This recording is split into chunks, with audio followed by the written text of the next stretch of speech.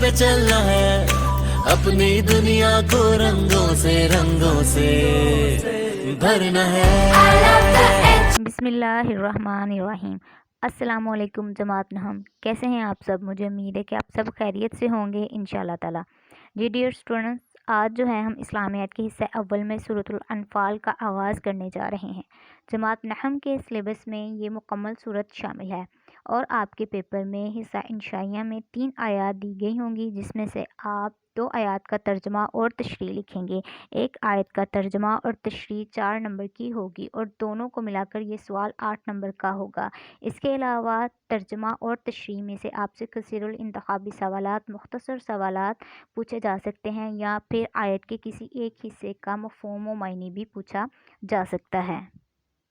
सूरतुल अनफ़ाल का मुख्तसर तारुफ। सूरतुल अनफ़ाल मदनी सूरत है। इसके कुल 10 रुकू हैं। कुल आयात 75 हैं। इस सूरत की आयात 1 ता 40 कुरान के 9वें पारे और 41 ता 75 आयात 10वें पारे में हैं। सूरतुल अनफ़ाल में ग़ज़वा बदर के हालात जंग का पस मंज़र बयान किया गया है। इस सूरत में जहाद और माल गनीमत के मुताल्लिक़ अहकाम बयान किए गए हैं। इस ग़ज़वा में हज़रत मुहम्मद सल्लल्लाहु अलैहि वसल्लम ने बज़ाते खुद शिरकत की थी। आप सल्लल्लाहु अलैहि वसल्लम इस जंग के अमीर लश्कर थे। बिस्मिल्लाहि, अल्लाह के नाम से, हिर्रहमान जो बड़ा मेहरबान, रहीम बार बार रहम फरमाने वाला है। यसअलूना का सवाल करते हैं अनिल अनफाली गनीमतों के बारे में। कुल्लिल अनफालु लिल्लाही, कह दीजिए गनीमतें अल्लाह के लिए हैं, वर रसूली और रसूल के लिए हैं। फत्तकू, पस डरो, फत्तकुल्लाह, पस डरो अल्लाह से, व अस्लिहु और इस्लाह करो, ज़ाता बैनिकुम आपस में, वातिउल्लाह और इतायत करो अल्लाह की, व रसूलहु और इसके रसूल की, इन अगर कुंतुम मुमिनीन अगर हो तुम ईमान लाने वाले। इन्नमा बेशक, इन्नमल मुमिनूना मोमिन तो अल्लज़ीना वो हैं, इज़ा जब ज़ुकिरा ज़िक्र किया जाता है, ज़ुकिरल्लाहु अल्लाह का ज़िक्र किया जाता है, वजीलत डर जाते हैं, कुलूबुहुम दिल इनके, वा और इज़ा जब तुलियत पढ़ी जाती हैं, अलैहिम इन पर आयातुहु आयात इसकी, ज़ादतहुम वो ज़्यादा कर देती हैं, ईमानन ईमान में, व आला रब्बिहिम और अपने रब पर ही, यतवक्कलून वो तवक्कल करते हैं और वो अपने रब पर ही तवक्कल करते हैं। यसअलूनका अनिल अनफाली, ये लोग आपसे गनीमतों का हुक्म दरियाफ्त करते हैं। कुल्लिल अनफालु लिल्लाही, आप फरमा दीजिए कि ये गनीमतें अल्लाह की हैं, वर रसूली और रसूल की हैं। फत्तकुल्लाह, सो तुम अल्लाह से डरो, व अस्लिहु ज़ाता बैनकुम और अपने बाहमी ताल्लुकात की इस्लाह करो, वातिउल्लाह और अपने रब की इतायत करो, व रसूलहु और इसके रसूल की इतायत करो, इन कुंतुम मुमिनीन अगर तुम ईमान वाले हो। इन्नमा बेशक, इन्नमल मुमिनूना मोमिन तो अल्लज़ीना वो हैं, इज़ा जब ज़ुकिरा ज़िक्र किया जाता है, ज़ुकिरल्लाहु अल्लाह का ज़िक्र किया जाता है, वजीलत डर जाते हैं, कुलूबुहुम दिल इनके, वा और इज़ा जब तुलियत पढ़ी जाती हैं, अलैहिम इन पर आयातुहु आयात इसकी, ज़ादतहुम वो ज़्यादा कर देती हैं, ईमानन ईमान में, व आला रब्बिहिम और अपने रब पर ही, यतवक्कलून वो तवक्कल करते हैं और वो अपने रब पर ही तवक्कल करते हैं। इन्नमल मुमिनूनल्लज़ीना, बस ईमान वाले तो ऐसे होते हैं, इज़ा ज़ुकिरल्लाहु के जब अल्लाह ताला का ज़िक्र आता है, वजीलत कुलूबुहुम तो इनके कुलूब डर जाते हैं, व इज़ा तुलियत अलैहिम और जब अल्लाह ताला की आयतें इनको पढ़कर सुनाई जाते हैं, आयातुहु ज़ादतहुम ईमानन तो वो आयतें इनके ईमान को और ज़्यादा कर देती हैं, ईमानन व अला रब्बिहिम यतवक्कलून और वो लोग अपने रब पर तवक्कुल करते हैं। आयत नंबर 2, इन्नमल मुमिनूनल्लज़ीना, बस ईमान वाले तो ऐसे होते हैं कि इज़ा ज़ुकिरुल्लाहु जब अल्लाह ताला का ज़िक्र आता है, वजीलत कुलूबुहुम तो इनके दिल कुलूब डर जाते हैं, यानी कि ایمان والے کیسے ہیں؟ یہاں پر ایمان والوں کی صفات بتائی جا رہی ہیں کہ جب بھی رب کا ذکر آتا ہے تو ان کے جو دل ہیں وہ رب کے ذکر سے ڈر جاتے ہیں۔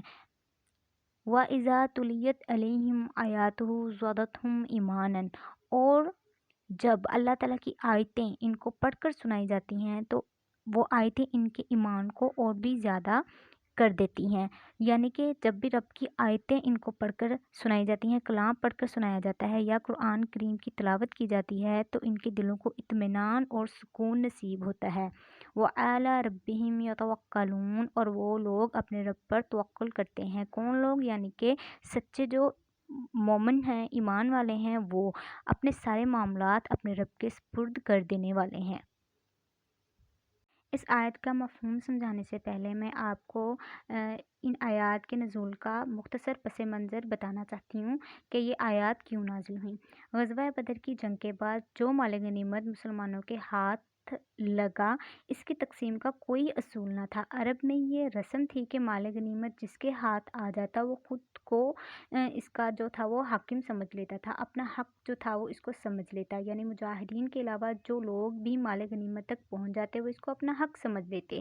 اس کے علاوہ مال غنیمت کی تقسیم کا بھی کوئی اصول نہ تھا، اور ان تمام مسائل کو لے کر مسلمانوں میں جھگڑے پیدا ہو رہے تھے، اور ان جھگڑوں کو ختم کرنے کے لیے اور مسائل کے حل کے لیے تمام مسلمان نبی کریم صلی اللہ علیہ وآلہ وسلم کے پاس گئے کہ مال غنیمت کی تقسیم کا بتائیں، تو اس وقت پھر یہ آیات نازل ہوئیں۔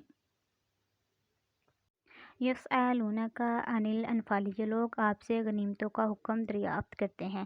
کون لوگ؟ یعنی کہ مجاہدین آپ سے مال غنیمت کے بارے میں دریافت کر رہے ہیں، پوچھ رہے ہیں۔ تو قل الانفال للہ ورسولہ، سب سے پہلا حکم کیا ہے کہ آپ فرما دیجئے کہ یہ غنیمتیں اللہ کی ہیں اور رسول کی ہیں، یعنی پہلا حق جو ہے وہ اللہ اور اس کے رسول کا ہے۔ اس بات کو ذہن نشین کر لیں جتنے بھی مسلمان اور مجاہدین ہیں۔ اس کے بعد اگلا حکم آیا فاتقوا اللہ واصلحوا ذات بینکم، سو تم اللہ سے ڈرو اور اپنے باہمی تعلقات کی اصلاح کر لو۔ یعنی کہ اب غزوہ بدر کے موقع پر مسلمانوں میں آپس میں کچھ اختلافات ہو گئے تھے، وہ اختلافات مال غنیمت کی تقسیم کو لے کر تھے، تو اللہ تعالیٰ نے ان مسلمانوں کو ہدایت فرمائی کہ انہیں ہر حال میں اللہ سے ڈرنا چاہیے اور آپس کے تعلقات درست رکھنے چاہیے، یعنی کہ آپس میں مال غنیمت کی تقسیم پر ان کے درمیان جو لڑائی جھگڑے ہو رہے ہیں اس کو وہ ختم کرے۔ لڑائی جھگڑے کیوں ہو رہے ہیں کہ ان کے دماغ میں یہ بات آ رہی تھی کہ مال غنیمت جو ہے اس پر زیادہ حق کس کا ہے؟ ان مجاہدین کا ہے کہ جنہوں نے دشمن کا مقابلہ کیا تھا، یا پھر حفاظت پر مقرر سپاہیوں کا، کیونکہ نبی کریم صلی اللہ علیہ وآلہ وسلم جو تھے وہ امیر لشکر تھے اور ان کی حفاظت پر مامور سپاہیوں کا حق زیادہ بنتا ہے، یا پھر مقابلہ کرتے ہوئے مجاہدین جو شہید ہوئے ان کے وارثوں کا حق زیادہ بنتا ہے۔ تو اس کے بارے میں اللہ فرما رہے ہیں کہ وہ آپس کے تعلقات کو درست سب سے پہلے کریں اور اپنے رب کے حکم کو مانیں، ورنہ وہ بزدل اور کمزور ہو جائیں گے اور دشمن ان پر غالب آ جائے گا۔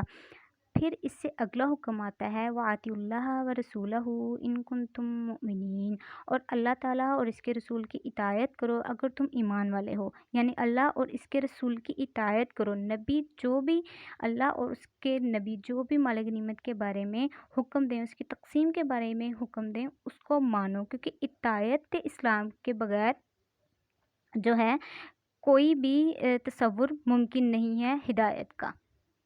ڈیئر اسٹوڈنٹس، آیات کا مفہوم اور ترجمہ سمجھاتے ہوئے میں نے آپ کو ان آیات کے نزول کا سبب اور پس منظر مختصر بتا دیا ہے۔ اب ہم ان آیات کی تشریح کی طرف بڑھتے ہیں۔ تشریح: انفال نفل کی جمع ہے جس کے معنی زیادہ کے ہیں۔ یہ اس مال و اسباب کو کہا جاتا ہے جو کافروں کے ساتھ جنگ میں ہاتھ لگے، جسے غنیمت بھی کہا جاتا ہے، یعنی مال غنیمت وہ مال ہوتا ہے جو دشمنوں سے چھینا جائے۔ اس مال میں غلام، دولت اور سامان جنگ شامل ہوتے ہیں۔ یہ ان چیزوں میں سے ایک ہے جو پچھلی امتوں پر حرام تھیں۔ یہ صرف امت محمد صلی اللہ علیہ وآلہ وسلم پر ایک چیز زائد حلال کی گئی ہے، یعنی کہ پچھلی امتیں جتنی بھی گزری ہیں ان پر مال غنیمت حلال نہیں تھا، لیکن امت محمد صلی اللہ علیہ وآلہ وسلم پر مال غنیمت کو سامان جنگ اور جتنی بھی چیزیں مسلمانوں کے ہاتھ لگتی ہیں ان کو حلال قرار دیا گیا ہے، اور یہ نعمت ایک عطا کر دی گئی ہے امت محمد صلی اللہ علیہ وآلہ وسلم کو۔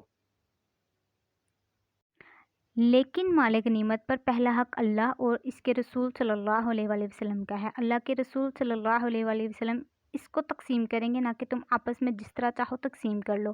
یعنی یہاں پر یہ حکم دیا جا رہا ہے کہ اللہ اور اس کے رسول صلی اللہ علیہ وآلہ وسلم کا پہلا حق ہے، یعنی اللہ کے نبی صلی اللہ علیہ وآلہ وسلم جس طرح اس کو تقسیم کریں گے، جس کے حصے میں جتنا آئے گا اس کو ماننا ہوگا، نہ کہ یہ جس طرح تم چاہو آپس میں تقسیم کر لو کہ جو بھی مال غنیمت تک پہلے پہنچ گیا اس نے اس پر قبضہ کر لیا۔ کیونکہ مال غنیمت کی تقسیم میں باہمی فساد کا بھی شدید اندیشہ ہوتا ہے، یعنی مال غنیمت میں کن کا زیادہ حق ہے؟ حفاظت پر معمور مجاہدین، دشمنوں کا مقابلہ کرنے والے مجاہدین، یا پھر شہداء کے وارثوں کا؟ کس کا حق زیادہ ہے؟ کیونکہ مال غنیمت کی تقسیم کا کوئی بھی حکم نہیں تھا، اس لیے آپس میں جو لڑائی جھگڑے اور فسادات رونما ہو رہے تھے، اس لیے یہاں تقویٰ کا حکم دیا گیا، یعنی اپنے رب پر بھروسہ کرنے کا حکم دیا گیا کہ اللہ اور اس کے رسول صلی اللہ علیہ وآلہ وسلم جو بھی حکم دیں اس پر ہی آپ توکل کریں اور اسی پر بھروسہ کریں۔ ڈیئر اسٹوڈنٹس، میں نے ان آیات کا لفظ بہ لفظ ترجمہ اور آیات کا مکمل ترجمہ اور تشریح آپ کو سمجھا دی ہے تفصیل سے۔ میں نے آیات کا مفہوم سمجھاتے ہوئے اور تشریح بتاتے ہوئے جن نکات کو بیان کیا ہے، آپ نے ان نکات کو مکمل طور پر ذہن نشین کرنا ہے اور اس کے علاوہ آیات کا ترجمہ اور تشریح یاد کرنی ہے۔ اوکے اسٹوڈنٹس، اللہ حافظ۔